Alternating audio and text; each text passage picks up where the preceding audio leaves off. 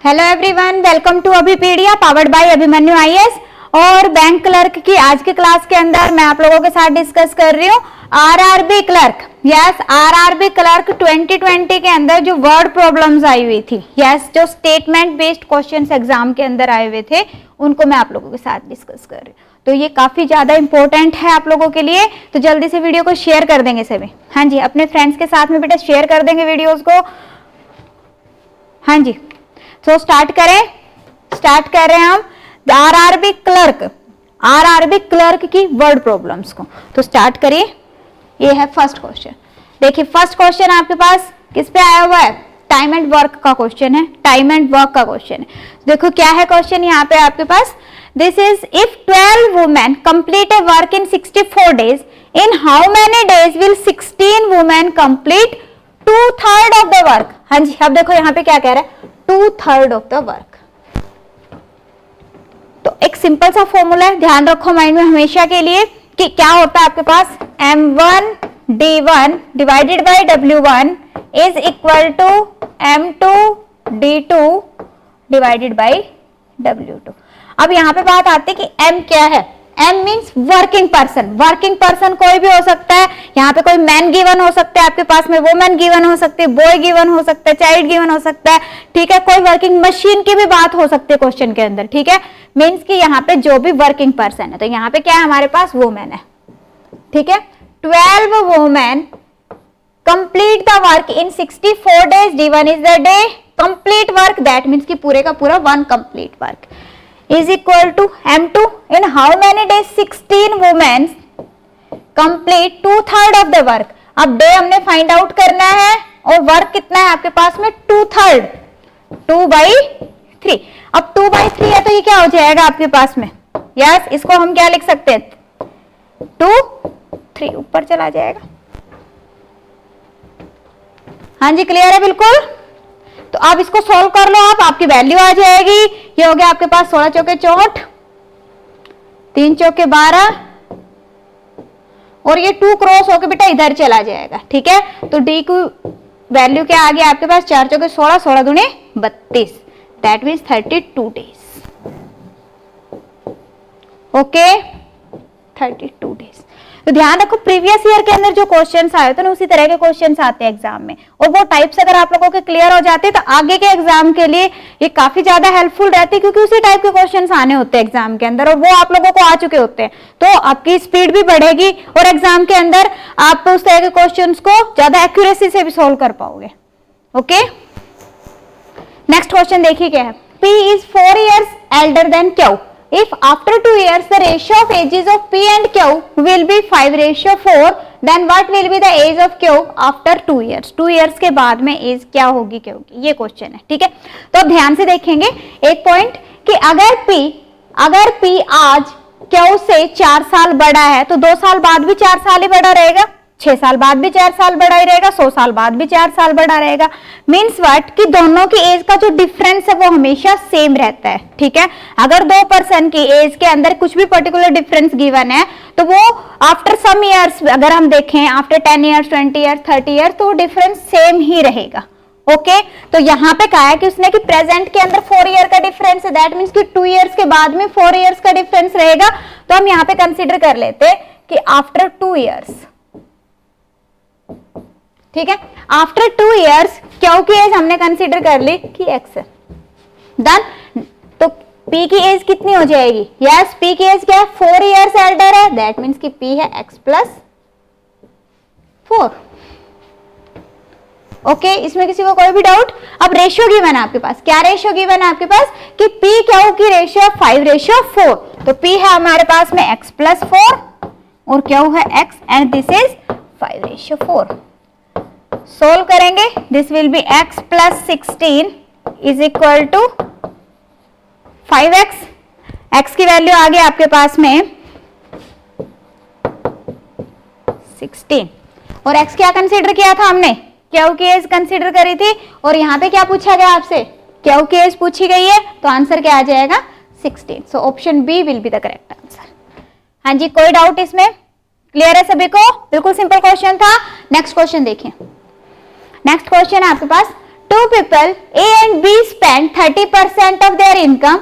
If their total expenditure is 26400 and the income of A is 20% more than B, then what is income of B? तो बताओ B की income कितनी।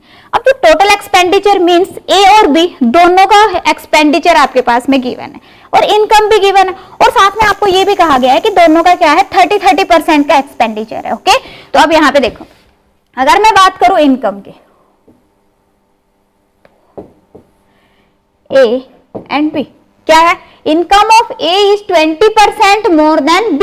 तो अगर मान लो B की इनकम है हमारे पास में 100x, तो A की इनकम कितनी हो गई 120x होगी। क्लियर? हाँ जी, कोई इसमें डाउट हो?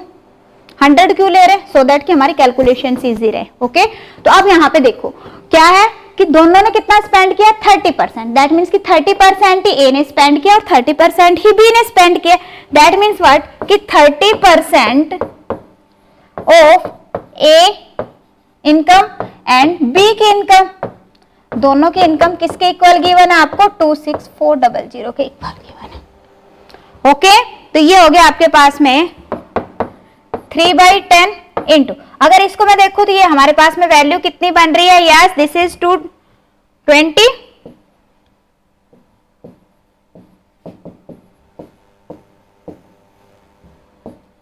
इसको कैंसिल आउट कर लो, ये हो गया 3 से 3 8 24, 3 8 24, ये हो गया आपका पास 22 चौके 88।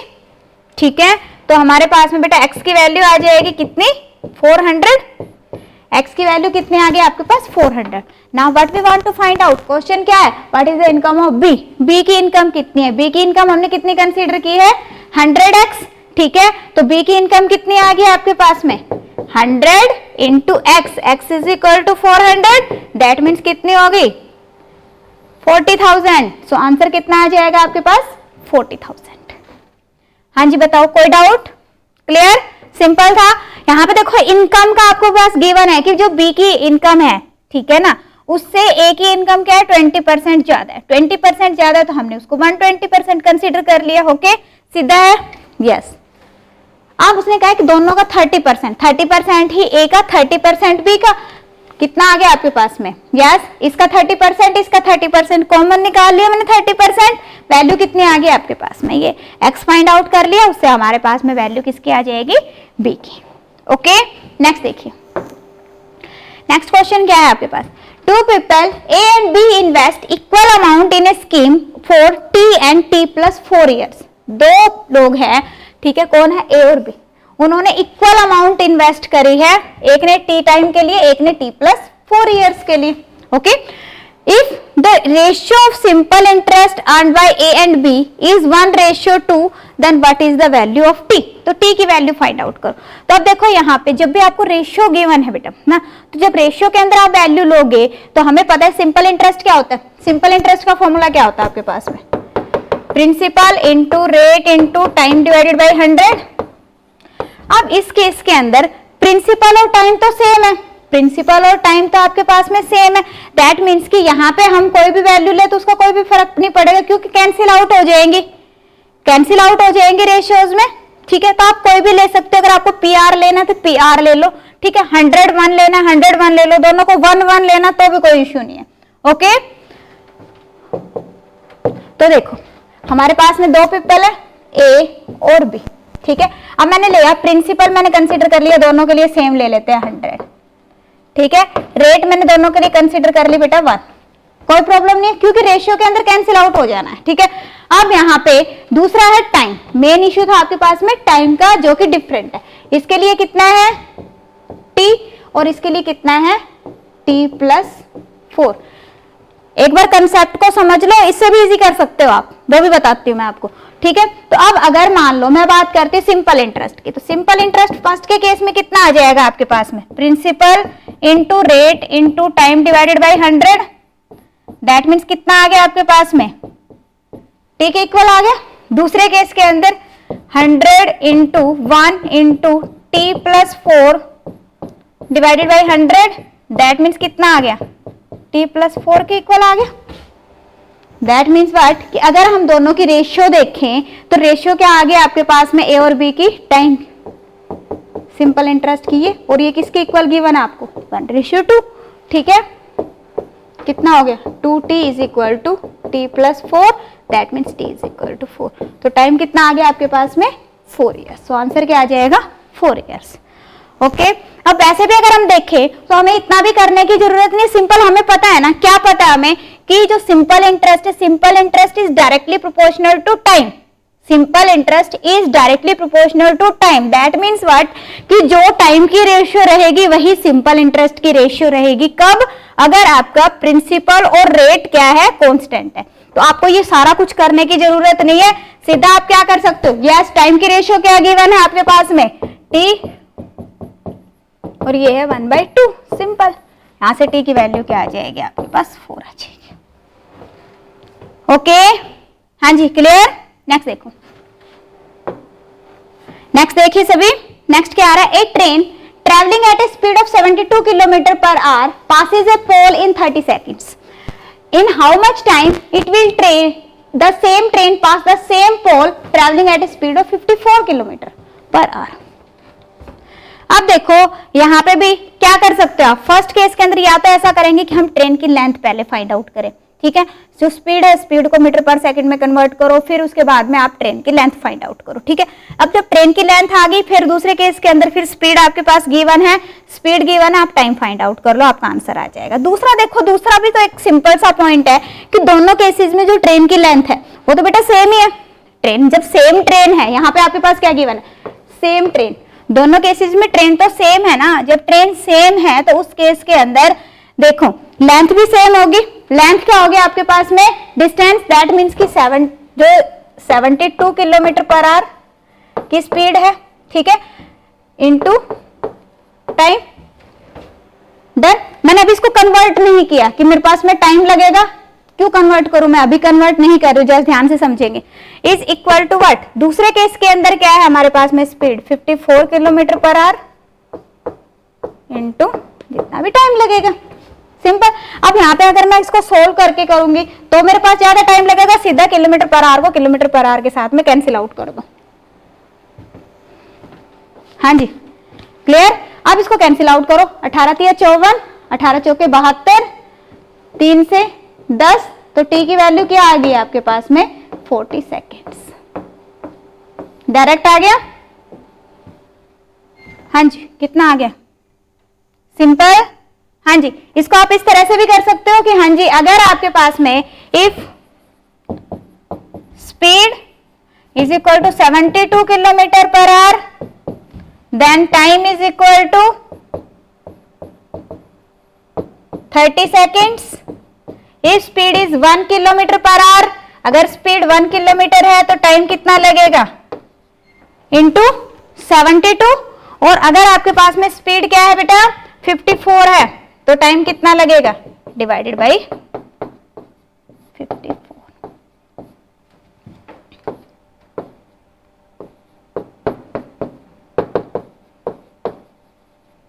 हाँ जी, अब यहाँ पे मैंने मल्टीप्लाई क्यों किया, बिकॉज यहाँ पे थोड़ा सा ध्यान आपने देना है कि speed and time are inversely proportional to each other. Inversely proportional है, डायरेक्टली प्रोपोर्शनल नहीं है। दैट मीन्स कि ऐसा नहीं करेंगे कि 1 है तो 30 डिवाइडेड बाई 72 कर दो, इस तरह से रॉन्ग हो जाएगा। तो जैसे आपको कंफर्टेबल लगता है कि हाँ जी गलती नहीं होगी, वो वाला मेथड आप चूज कर सकते हो। मैंने 3 बता दिया आपको। ओके, नेक्स्ट देखिए। यस, नेक्स्ट क्वेश्चन है, price of an article, price of an article is marked up 50% about the cost price. Cost price से 50% उसको एक्स्ट्रा मार्क किया है।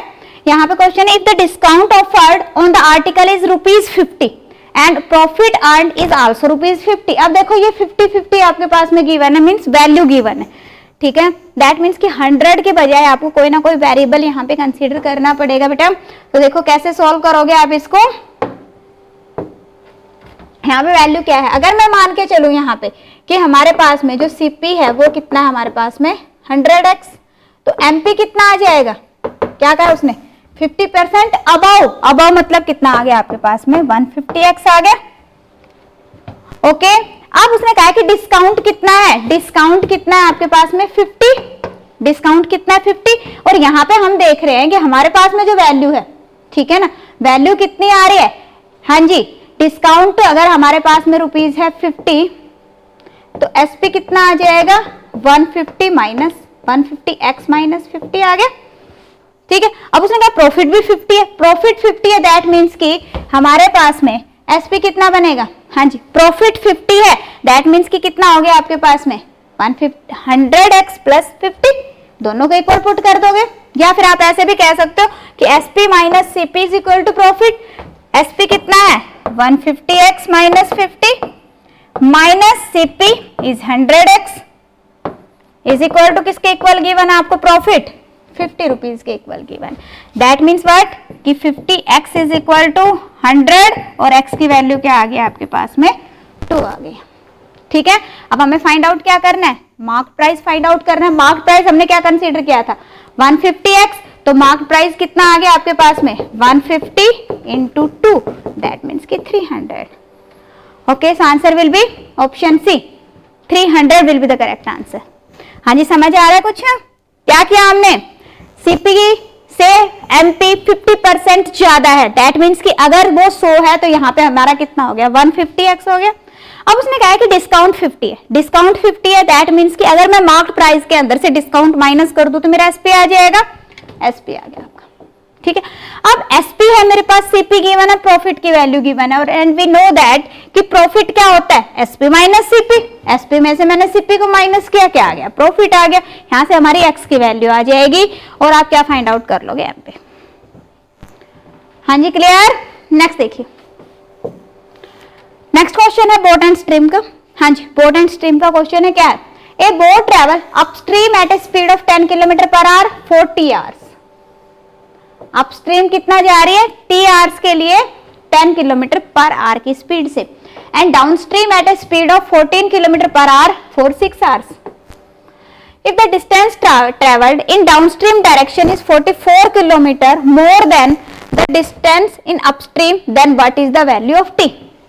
अब देखो, ज्यादातर आपने ध्यान दिया होगा कि वेरिएबल वाले क्वेश्चंस आ रहे हैं, तो इसलिए वेरिएबल वाले क्वेश्चंस पे प्रैक्टिस कर लीजिएगा सभी। हाँ जी, जो भी स्टूडेंट प्रिपेयर कर रहे हैं बैंकिंग के एग्जाम के लिए, तो आप देख रहे हो कि रिसेंटली ना वेरिएबल वाले क्वेश्चंस ज्यादा आ रहे हैं, तो वेरिएबल वाले क्वेश्चंस के लिए प्रिपेयर कर लेना है सभी ने। ठीक है, तो अब देखो यहाँ पे क्या है, हाँ जी, डाउन अपस्ट्रीम की स्पीड है मेरे पास 10 किलोमीटर पर आवर, टाइम है टी आवर्स, दैट मीन्स की distance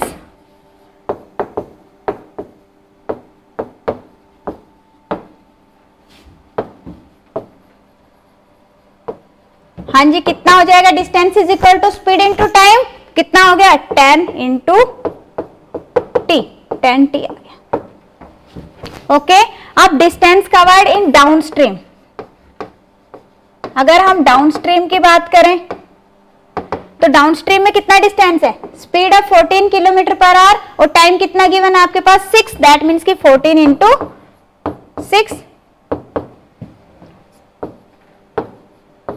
84 kilometer, and in the question given that if the distance traveled downstream direction is 44 kilometer more, that means this is 44 kilometer more, okay, then upstream, that means कि अपने पास में जो upstream का distance है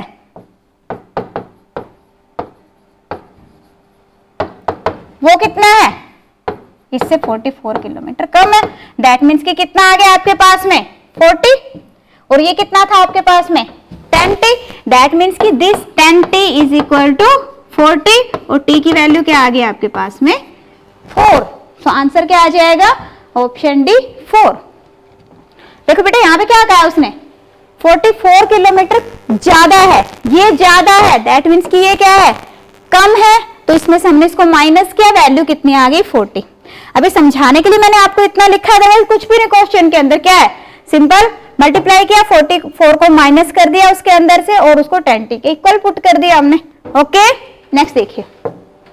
हाँ जी, next question से पहले एक इंपॉर्टेंट इन्फॉर्मेशन क्या है कि अभी आपने देखा कि अलग अलग टॉपिक्स में से क्वेश्चन आए हुए हैं। देखो बेटा वर्ड प्रॉब्लम आती है 10 वर्ड प्रॉब्लम तो आप कंसीडर करके चलो कि आएगी और वो 10 क्वेश्चन आएंगे अलग अलग टॉपिक्स में से। तो अब हमने देखना है कि अगर प्रीवियस ईयर से हम क्या आइडिया लगा सकते हैं कि किन टॉपिक्स में से ज्यादा क्वेश्चन आ रहे हैं।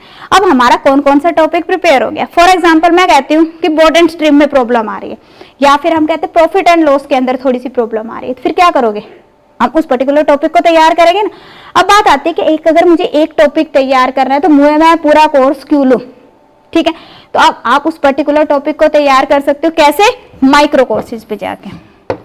डिस्क्रिप्शन के अंदर माइक्रो कोर्सेज का लिंक अवेलेबल है, वहां से आप कोई भी पर्टिकुलर टॉपिक ले सकते हो, चाहे वो क्वांटिटेटिव एप्टीट्यूड का है, चाहे लॉजिकल रीजनिंग का है, चाहे तो इंग्लिश का है। ओके, तो डिस्क्रिप्शन में बेटा लिंक अवेलेबल है माइक्रो कोर्सेज का। दूसरा क्या है कि अगर आपको क्वांटिटेटिव एप्टीट्यूड प्रिपेयर करना है ओनली, तो आप सिर्फ क्वांटिटेटिव एप्टीट्यूड भी ले सकते हो वीडियो कोर्सेज के अंदर जाके।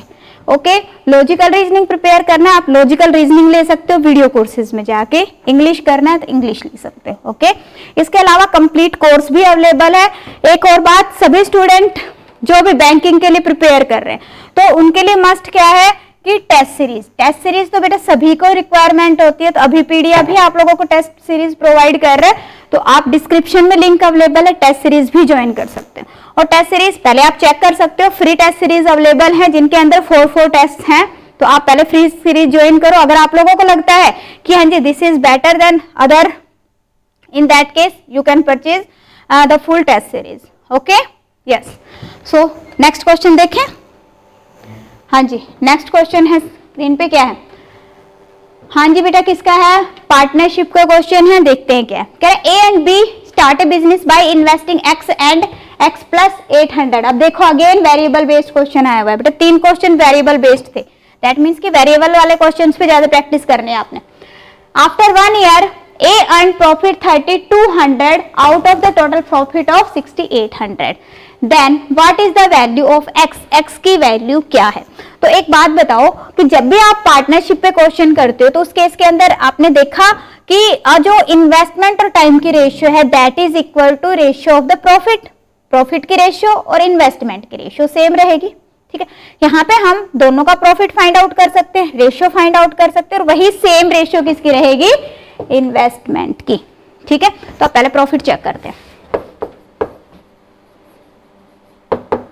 Profit of A is equal to 3200, total profit कितना है? 6800। दैट मीन्स कि प्रॉफिट बी का कितना हो गया? 6800 माइनस 3200।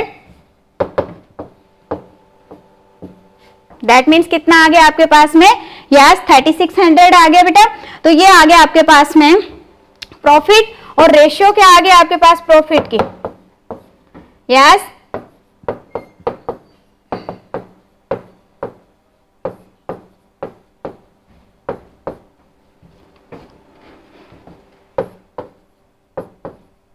8/9। एंड इन्वेस्टमेंट की रेशियो क्या है आपके पास में? इन्वेस्टमेंट क्या है? x and x plus 800। That means की जो इन्वेस्टमेंट की रेशियो है वही सेम रेशियो किसकी रहेगी? प्रॉफिट की। इसको इसके इक्वल पुट कर दें फिर, is equal to 8/9। Cross multiply करोगे आपका सोल्व हो जाएगा। क्या आ जाएगा? This will be 9x is equal to 8x plus 6400। Okay, x की वैल्यू आ गई आपके पास 6400। सिंपल था। क्या आ गया? x की वैल्यू कितने आ गई? 6400। So option C will be the correct answer. Done. Next देखिए। हाँ जी, नेक्स्ट क्वेश्चन है आपके पास, क्या है? हाँ जी, मेंसुरेशन 2D पे क्वेश्चन है। क्या है? The circumference of a circle is 2 centimeter more than the perimeter of rectangle. We have two objects, one is circle and one is rectangle. Circle है और एक आपके पास में क्या है? रेक्टेंगल है, ठीक है। अब जो रेक्टेंगल है, रेक्टेंगल की 2 चीजें होंगी। क्या? 2 पैरामीटर हमारे पास में, लेंथ एंड ब्रेड्थ, और सर्कल के अंदर क्या हो गया आपके पास में?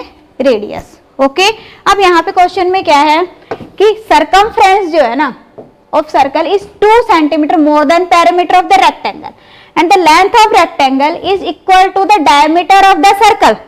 That means कि length किसके इक्वल होगी? diameter. diameter इसका कितना हो जाएगा? 2r.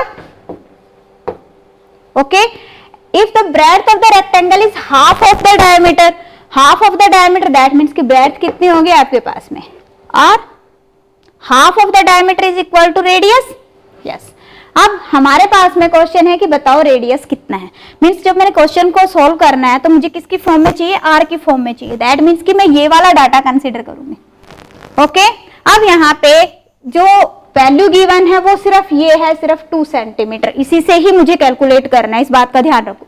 अब यहाँ पे क्या कहा है, the circumference of circle is 2 centimetre more than the perimeter.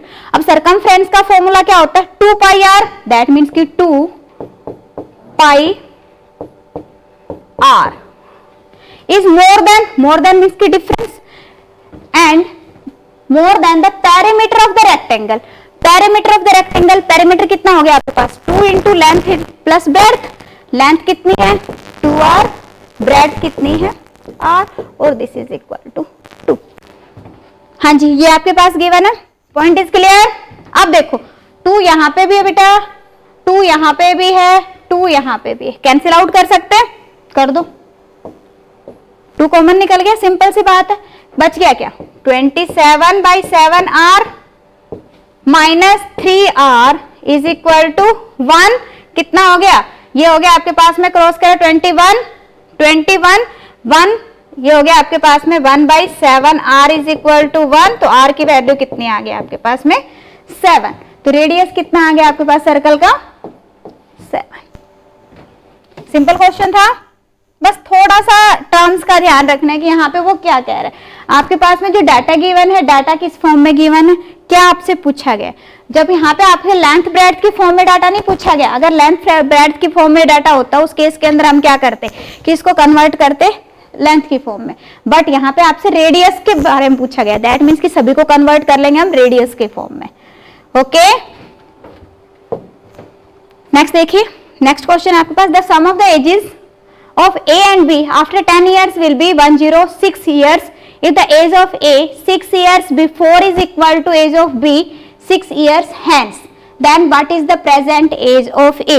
A की एज क्या है, तो यहाँ पे देखो अपने पास में क्या है, सम ऑफ एजेस। अब पहले देखो, अगर मैं एज की बात करूँ, कह रहा है कि आफ्टर 10 years, आफ्टर 10 years, तो अगर मैं प्रेजेंट की बात करूँ यहाँ पे, अगर हम ले लेते present age of A is equal to A, B is equal to B, तो यहाँ पे आपके पास में A प्लस B की वैल्यू क्या आ जाएगी, ये कब की गिवन है, आफ्टर 10 years, दैट मीन्स कि 10 साल बाद इसकी, 10 साल बाद इसकी, 20 साल का फर्क पड़ गया, 20 साल का फर्क पड़ गया, दैट मीन्स कि ये कितना हो गया आपका, इसमें से 20 हम माइनस कर देंगे, कितना आ गया आपके पास 86।